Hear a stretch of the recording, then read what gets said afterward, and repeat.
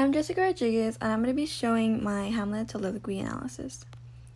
So I'm going to be reading it. To thou this too, to solid flesh would melt, thaw and resolve itself into a dew, or that the everlasting had not been fixed. His canon against self-slaughter, O Lord, Lord, how weary, dull, flat, and unprofitable seem to me all the uses of this world. Fly on't a fly, 'tis an unweeded garden that grows to seed.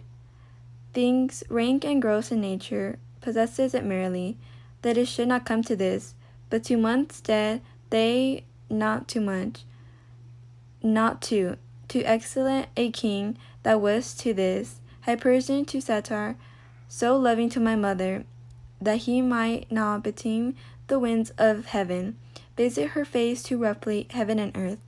Must I remember why I would hang on to him, as if increase of appetite had grown, by what it fed on, and yet within a month.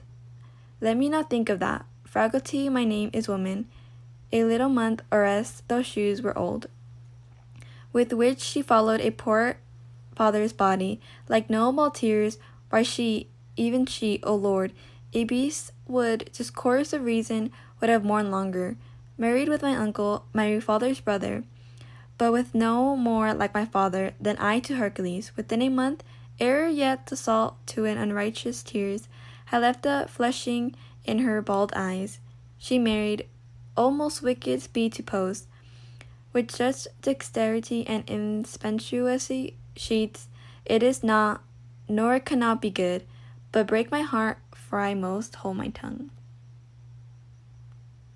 So the first image I picked was his canon against self-slaughter, O Lord, Lord.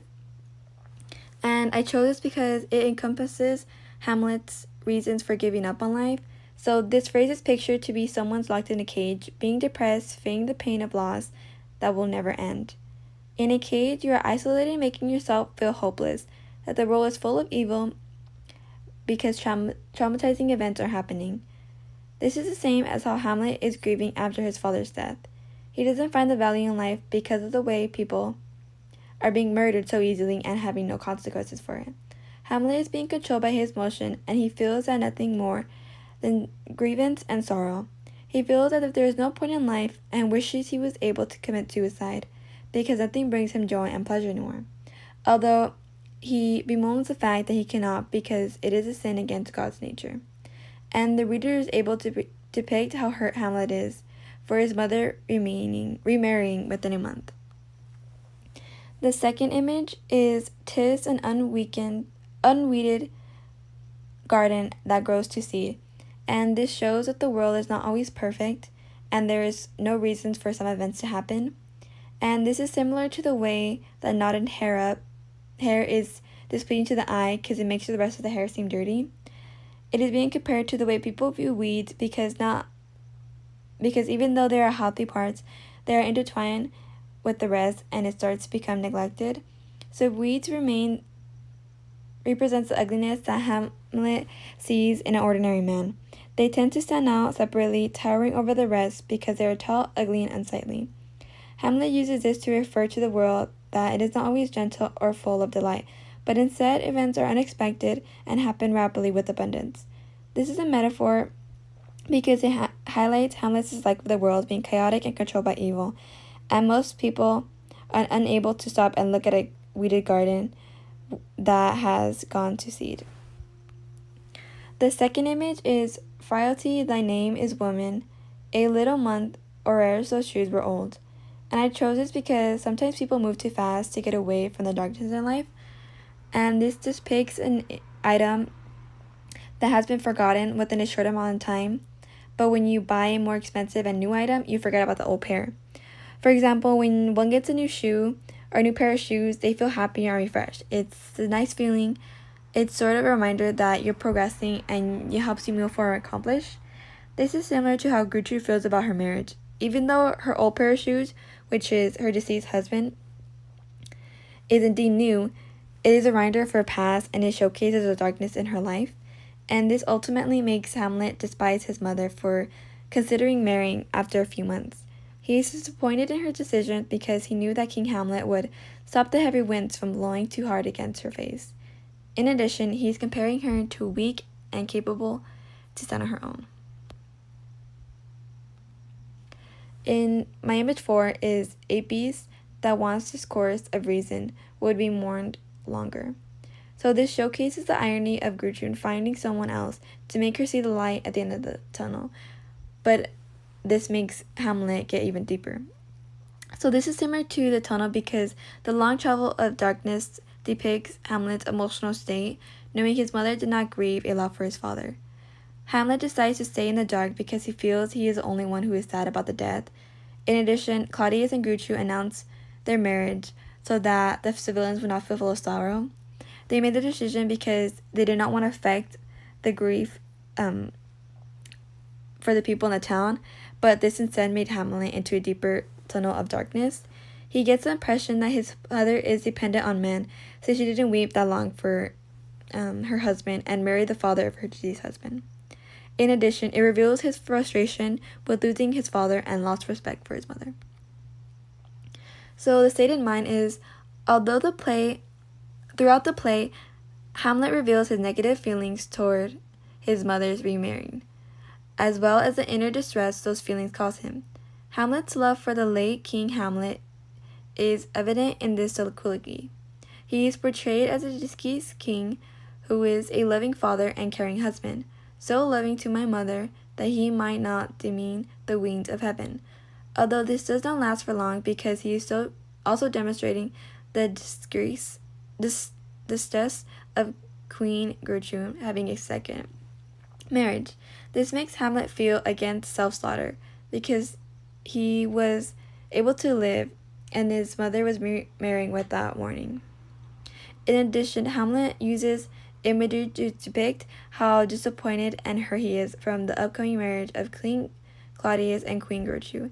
He describes Claudius as an antagonist in the passage because he seems to be like no more like my father, and he is in no comparison to a real king. This overall shows that Hamlet's state of mind is distressed and angry from Claudius taking over the throne. The mood is, from this soliloquy, it makes the reader view Hamlet in a different way, where it is depicted his inner thoughts and emotions. This overall makes the reader sympathize over him, feeling a depression and empty mood. Hamlet uses imagery to show this because of his depressive experience depths as a result of the upcoming marriage.